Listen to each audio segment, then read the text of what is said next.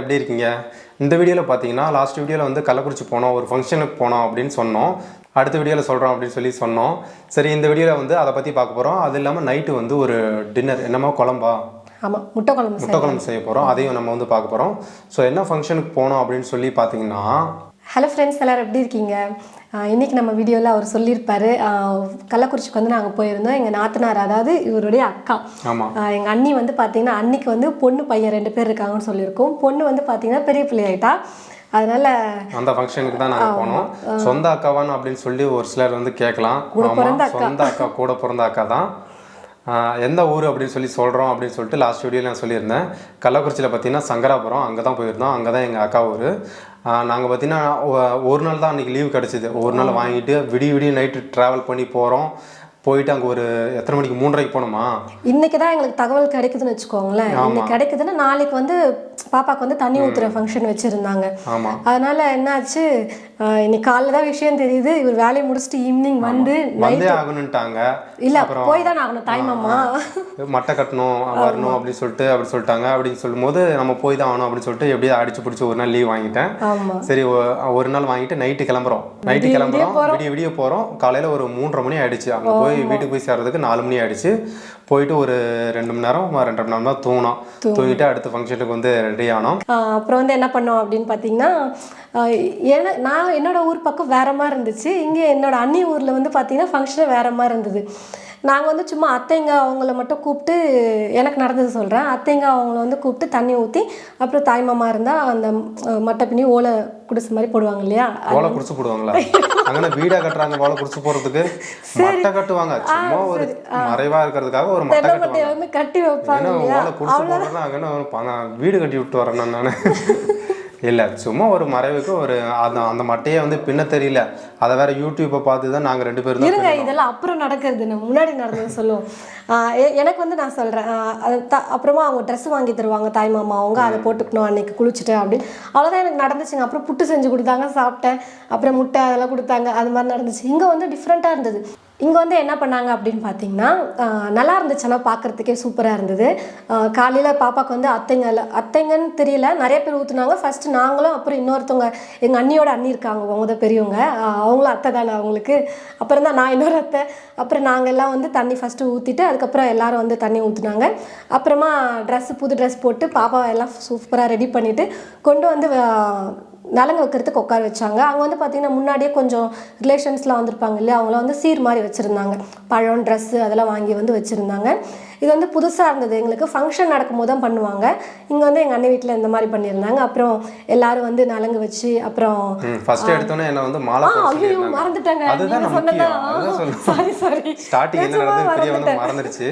First எடுத்ததுமே வந்து நான் வந்து மாலை போட்டு பாப்பா கூட்ட வந்து உட்கார வச்சு நான் வந்து மாலை போட்டேன். அடுத்தது பார்த்தீங்கன்னா பொட்டு வைப்பா அப்படின்னு சொன்னாங்க. ஐயோ, அங்கே நடந்த கூத்து இருக்கு. ஒருத்தர் வந்து இப்படி பொட்டு வைப்பா, இல்லைப்பா இதை பண்ணுப்பா ஃபர்ஸ்ட்டு, தூவி விடுவா, அப்படி இப்படின்னு ஏதோ மாற்றி சொல்லிகிட்டே இருந்தாங்க. இல்லை, ஒருத்தவங்க வந்து வெறும் குங்குமம் மட்டும் வச்சு விட்டுருப்போம், போதும் பையன் பாவம் ஏதோ என்ன பண்ணணும்னு தெரியாது இல்லையா அவருக்கு, அதனால சொன்னாங்க. இன்னொருத்தவங்க வந்து சந்தனம் வை, இன்னொருத்தவங்க அதை பண்ணி இது பண்ணி இவர் திணறிட்டாரு. இதே ஒரு சம்பவம் என்னோட ஃபங்க்ஷன்லையும் நம்மளோட ஃபங்க்ஷன்லையும் நடந்துச்சு. உறுதி பண்ணுற ஃபங்க்ஷன்லையும் அப்படிதான் நடந்துச்சு. பாவம் இவரை போட்டு படுத்து எடுத்துட்டாங்க. ஆமாம், அதெல்லாம் நிறைய பேர் வரதுனால ஒவ்வொருத்தரும் ஒரு பக்கம் ஊரில் வந்து ஒரு ரூல்ஸை ஃபாலோ பண்ணுறாங்க. அதனால கொஞ்சம் வெரி ஆகுது. ஒரு வழியாக அதெல்லாம் முடிச்சுட்டு அப்புறம் ஒவ்வொருத்தராக பார்த்தீங்கன்னா நலங்கு வச்சுட்டு இருந்தாங்க. அதெல்லாம் சும்மா ஒரு கிளிப்பாக எடுத்திருந்தோம். அதெல்லாம் நாங்கள் வந்து ஆட் பண்ணுறோம். அப்படியே நீங்கள் வந்து பாருங்கள். அப்புறம் சீர் வச்சவங்கலாம் வந்து கொடுத்து சும்மா ஃபோட்டோலாம் எடுத்துட்டு அந்த மாதிரி பண்ணாங்க. அப்புறம் என்ன பண்ணோம், நாங்களும் சீர் பண்ணோம். இன்னும் ஃபங்க்ஷன்லாம் இருக்குது. இது வந்து ஃபங்க்ஷன் இல்லை இல்லையா, தனி ஊத்துற ஃபங்க்ஷன் தான். அதுக்கப்புறம் வீட்டுக்கு அழைச்சிட்டு இன்னொரு டைம் வந்து ஃபங்க்ஷன் வச்சுக்கலாம், கொஞ்சம் பொறுமையாக கொஞ்சம் நாள் கழிச்சு அப்படின்னு சொல்லிட்டு பிளான் பண்ணியிருக்காங்க எங்கள் அண்ணியும் அண்ணாவும். இப்போதைக்கு தான் நாங்கள் போய் அட்டன் பண்ணிட்டு வந்தோம். அதுக்கப்புறமா பார்த்தீங்கன்னா வந்து மட்டை பின்னணும் அப்படின்னு சொல்லிட்டாங்க. சரி, எங்களுக்கா மட்டை பின்னவே தெரியாது, என்னடா பண்ணுறது. சரி, யூடியூப்பில் போட்டு பார்க்கலான்னு பார்த்தா தெளிவாக சொல்லியிருந்தாங்க. அதை பார்த்துட்டு நாங்கள் 2 பேருமே வந்து பின்னிட்டோம். ஒரு 2 மட்டை கொண்டு வந்திருந்தாங்க. அதை வந்து அப்படியே பின்னி வீட்டுக்குள்ளே வந்து மண்ணு கொட்டி, ஒரு சாக்கில் மண்ணு கொட்டி அதில் வந்து நிற்க வச்சு அப்படியே கொஞ்சம் மறைவு மாதிரி அதை பண்ணியிருந்தோம். நல்லா இருந்துச்சு அன்னைக்கு, சூப்பராகவே இருந்துச்சு. ஏன்னா எனக்கு தான் கொஞ்சம் நடுவில் உடம்பு சரியில்லாமல் போயிட்டு பாவம் அவங்களுக்கு கொஞ்சம் சங்கடமாக இருக்கும். சொல்லியிருந்தோம்ல லாஸ்ட் வீடியோவில், பிரியாவுக்கு வந்து தண்ணி செட் ஆகாமல் போய் உடம்பு சரியில்லாமல் போச்சுன்னு. அதை வந்து அங்கே தான் தண்ணி வந்து செட் ஆகாமல் போயிடுச்சு. அப்புறம் என்ன ஆச்சு, இவர் வந்துட்டாரு. நான் ஒரு 2-3 நாள் இருந்துட்டு வரலாம் அப்படின்னு சொல்லிட்டு அங்கேயே இருந்தேன். எனக்கு ஒரு நாள் தான் லீவு, அடுத்த நாள் டியூட்டிக்கு வரணும் அப்படின்னு சொல்லிட்டு நான் கிளம்பி வந்துட்டேன். அவ்வளோதாங்க. இந்த கள்ளக்குறிச்சி போய் நாங்கள் ஃபங்க்ஷன் அட்டன் பண்ணோம். ஆமாம், சங்கராபுரம் சைடில் யாராவது இருந்தீங்கனாலும் கள்ளக்குறிச்சி சைடில் லாஸ்ட் வீடியோலே கள்ளக்குறிச்சி நிறைய பேர் பண்ணி. ஆமாம், நிறைய பேர் பண்ணியிருந்தீங்க, ரொம்ப நன்றி. இப்போ முட்டை குழம்பு எப்படி செய்யறதுன்னு பார்க்க ஆரம்பிச்சிடலாம். கடாயில் எண்ணெய் ஊற்றிட்டு நீங்கள் பட்டை, கிராம்பு, ஏலக்காய் அதெல்லாம் எது வேணாலும் போட்டுக்கோங்க. எது வேணால் போட்டுக்கலாமா? ஓகே. நிறைய மசால் வேணால் போட்டுக்கோங்க. நான் பார்த்தீங்கன்னா எனக்கு அது பிடிக்காது, அதனால் ஒரே ஒரு சின்ன துண்டு பட்டை 2 கிராம் மட்டும் போட்டிருக்கேன். ஏன்னா அது தேடி தேடி எடுத்து போட்டு சாப்பிட்ற மாதிரி இருக்கும்னு. அதுக்கப்புறம் 3 பெரிய வெங்காயம் எடுத்து நல்லா பொடியாக கட் பண்ணி வச்சுருக்கேன். அப்படியா? ஆமாம். வெங்காயத்தை பார்க்கும்போது தான் ஞாபகம் வருது, லாஸ்ட் வீடியோவில் ஒரு ஃபன் பண்ணியிருக்கேன். எல்லாரும் நிறைய பேர் சொல்லியிருந்தாங்க. ஓஹோ ஆமாம், லாஸ்ட் வீடியோவில் பார்த்தீங்கன்னா பிரியா ஆனியனும் உருளைக்கிழங்கும் போட்ட பக்கோடா அல்ல, வெங்காயம் உருளைக்கிழங்கு போட்ட பக்கோடான்னு சொல்லியிருக்கணும். ஆனியன் வெங்காயம் போட்ட பக்கோடாங்க அப்படின்னு சொல்லியிருந்துச்சு இல்லையா? ரெண்டும் ஒன்று தானே அப்படின்னு சொல்லிட்டு நிறைய பேர் கமெண்ட் பண்ணாங்க. ஆக்சுவலாக எடிட் பண்ணும்போது கூட அதை கவனிக்கவே இல்லை. ஓ, எடிட்டிங்கில் கூட நான் அதை கவனிக்கல. உருளைக்கிழங்கு தான் சொல்லியிருப்போம் போல இருக்குன்னு நினச்சிட்டு இருந்தேன். நானுமே அப்போ பேசும்போது கவனிக்கவே இல்லை.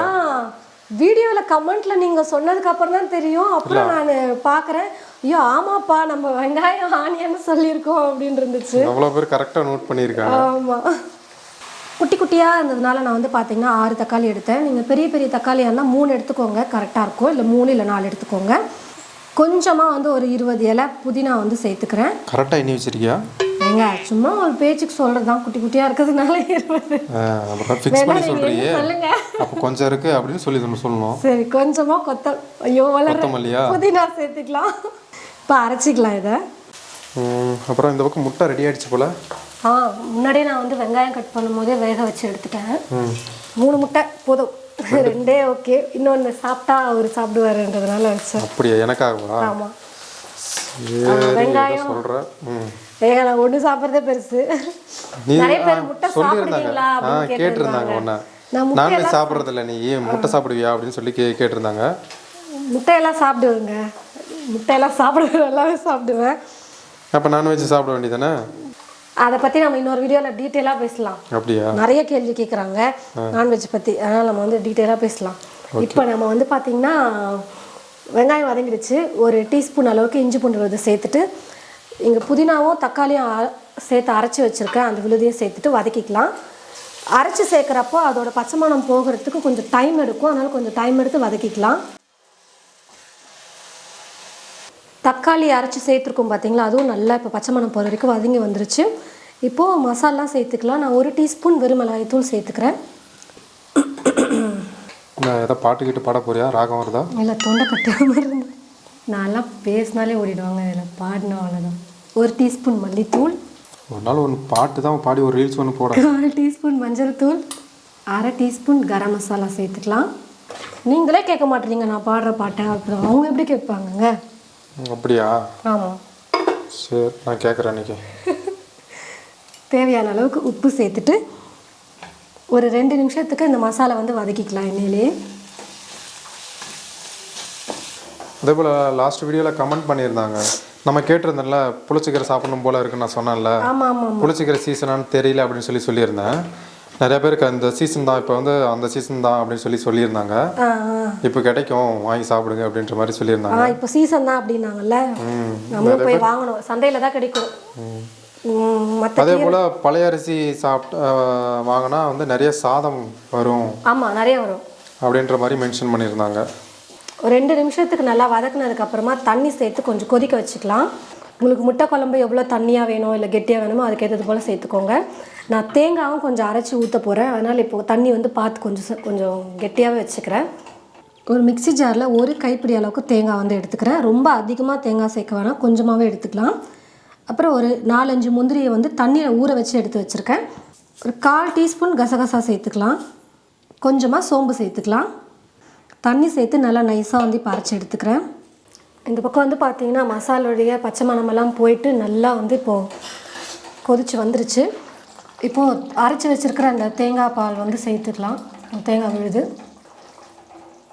இது ஆப்ஷனல் தான், வேணான்னா நீங்கள் ஸ்கிப் பண்ணிக்கலாம். இந்த தேங்காய் அரைச்சி ஊற்றாமல் அப்படியே வெறும் தக்காளி தொக்கு மாதிரி நீங்கள் பண்ணிக்கலாம். அதை அரைச்சி சேர்க்கும் போது நான் கொஞ்சம் காரெல்லாம் அதிகமாக சேர்த்துருக்கேன் இல்லையா, தேங்காய் விழுது சேர்க்கும் போது கரெக்டாக பேலன்ஸ் பண்ணோம். ரொம்ப நேரம் குக் பண்ண தேவையில்ல, சும்மா ஒரு 2 நிமிஷம் குக் பண்ணிக்கலாம். இப்போவே வந்து இது கூட முட்டை வந்து சேர்த்துக்க போகிறேன். சும்மா லைட்டாக வந்து ஒரு 2 பக்கம் இப்படி கட் பண்ணி விட்டு சேர்த்துக்கிறேன். ஏன் மசாலா உள்ளே போகுமா? சும்மா சும்மா கட் பண்ணுறியா? மசாலா உள்ளே போகுன்றதுக்காக தான். அப்புறம் கருவேப்பிலை கொஞ்சம் சேர்த்துக்கிறேன். எல்லாம் ரெடி பண்ணி வச்சுட்டேன் நான் முன்னாடியே. கருவேப்பிலை இந்த டைமில் சேர்க்கலாமா? சேர்க்கலாம். பொடியாக நறுக்கி கொத்தமல்லி கொஞ்சம் நிறையாவே சேர்த்துருக்கேன். கொத்தமல்லி நல்லா மனமாக சூப்பராக இருக்கும் அப்படின்னு. 2 நிமிஷம் கொதிச்சு வரட்டும். 2-3 நிமிஷம் எடுத்துக்கிட்டோம். இந்த பக்கம் சப்பாத்தி வேறு ஐயோ விட்டுட்டேனே, ஸோ சேட். கரெக்டாக தான் இந்த பக்கம் பார்த்துட்டு இந்த பக்கம் மிஸ் ஆயிடுச்சு. சப்பாத்தி ஒரு பக்கம் ரெடி ஆகிட்டு இருக்கு. சப்பாத்தி கவுண்டிங் கம்மியாக தான் வரும் போல். ஆமாம், அது வந்து எத்தனை இருக்கு? வேறு ஒரு ரெசிபி செய்கிறதுக்கு மாவு பிசைஞ்சேன், அதுலேயே வந்து எக்ஸ்ட்ரா கொஞ்சம் அப்படியே இது பண்ணிட்டேன். Okay okay. நீங்கள் கூட சாப்பிட்ருப்பீங்களே? ஆமாம் சாப்பிட்டேன். எப்படி இருந்துச்சு? சூப்பராக இருந்தது. என்னது அது பேர்? பூரி? பால் பூரி. பால் பூரியா? பால் பூரி, பால் போலி, அது மாதிரி சொல்லலாம். பால் பூரி நிஜமாக சூப்பராக இருந்தது. ஃபர்ஸ்ட் டைம் நான் சாப்பிட்றேன். ஆமாம், 2 பேர் தானே, அதனால் கொஞ்சமாக வந்து செஞ்சோம் பூரி வந்து.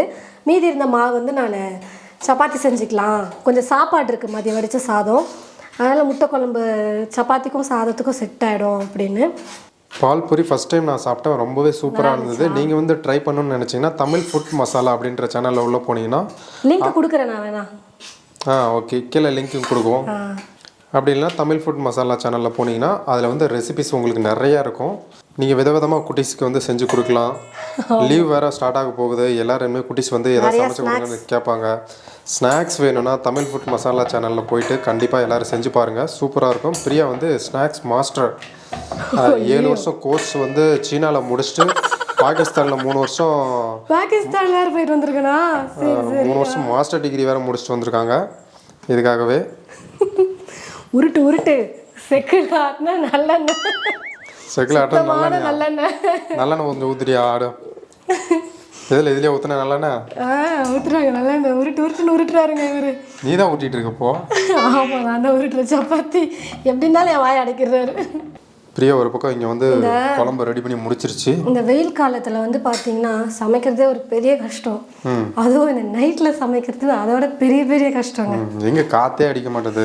காற்றும் இல்லை. பேசாமல் மொட்டை மாடியில் போய் செவனேன்னு கொசு வலையை விரிச்சிட்டு அப்படியே படுத்துக்கலாம் போல தருது. ஓகே, குழம்பு வந்து சூப்பராக கிரேவி ரெடி ஆகிடுச்சு. இருப்பா, இது வந்து இதிலே ஊற்றி காட்டலாம், அப்போ தான் சூப்பராக இருக்கும். நான் அதுக்கு வந்து ஒரு வாளி பார்த்தேன், அப்படியே எடுத்துகிட்டு வரேன்.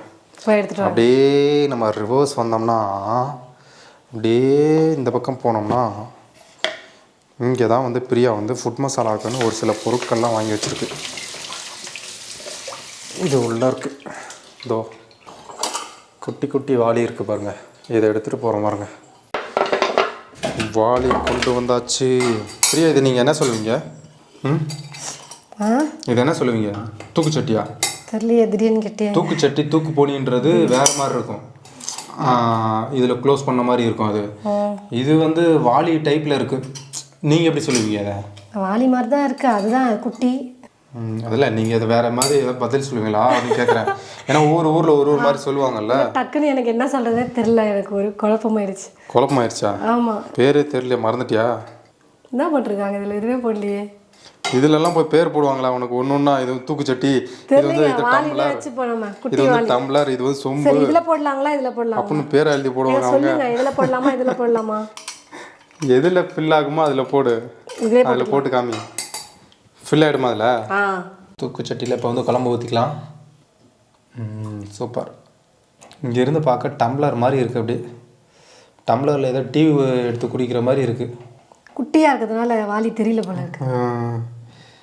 சப்பாத்தி ஒரு பக்கம் வந்து முட்டை குழம்பு சூப்பராக ரெடி ஆகிடுச்சு. வந்தீங்கன்னா இந்த வாளியை தூக்கிட்டு போய் வச்சு சூப்பராக சாப்பிட்றலாம் எல்லோரும். வாளியை தூக்கிட்டு போய் வச்சு 1 வாரத்துக்கு நீங்கள் வச்சு யூஸ் பண்ணலாங்கிற மாதிரி சொல்கிறீங்க. ஆமாம், குட்டி வாளி தான், அதனால் கொஞ்சம் ஷேர் பண்ணி எல்லோரும் சாப்பிட்டுக்கலாம். நீங்களே வீட்டில் செய்யுங்க. சூப்பராக இருக்குப்பா வாளி, ரொம்ப பிடிச்சிருக்கு எனக்கு. அப்போ குழம்பு பிடிக்கலையாங்க? சாப்பிட்டு பார்த்து சொல்கிறேன் இப்போ. ஓகே, இப்போ வந்து சாப்பிட்டு பார்க்கலாம் எப்படி இருக்குன்னு சொல்லிட்டு. சப்பாத்தி முட்டை குழம்பு பார்க்கவே வந்து கிரேவி சூப்பராக இருக்குது. முட்டை கிரேவின்னு சொல்லாமா முட்டை குழம்புன்னு சொல்லாமா? இது கொஞ்சம் திக்காக தான் நான் வச்சுருக்கேன், கிரேவி மாதிரி தான் இருக்குது. கொஞ்சம் தனியாக வச்சா குழம்பு, கொஞ்சம் திக்காக வச்சா கிரேவி. அப்படியா? ஆமாம், நம்ம 2 பேர் தானேங்க, அதனால நான் வந்து கொஞ்சம் திக்காக வச்சிட்டேன். நல்லா இருக்கு, சூப்பர். நல்லா இருக்காமா? சரி, அப்போ நல்லா ஒரு ஹாப்பிக்கு சொன்னேங்க நல்லா இருக்காமா அப்படின்னு. சரி, ஓகே, நாங்களும் சாப்பிட போகிறோம். நீங்களும் இந்த மாதிரி ட்ரை பண்ணி பாருங்கள். வீடியோ உங்களுக்கு பிடிச்சிருக்கும்னு நினைக்கிறேன். பிடிச்சிருந்தா என்ன பண்ணணும் உங்களுக்கே தெரியும். ஒரு லைக் பண்ணுங்கள், கமெண்ட் பண்ணுங்கள். நிறைய பேர் கமெண்ட் பண்ணுங்கள். இந்த வீடியோ மற்றவங்களுக்கும் ஷேர் பண்ணுங்கள். அடுத்த ஒரு நல்ல வீடியோவில் நம்ம பார்க்கலாம்.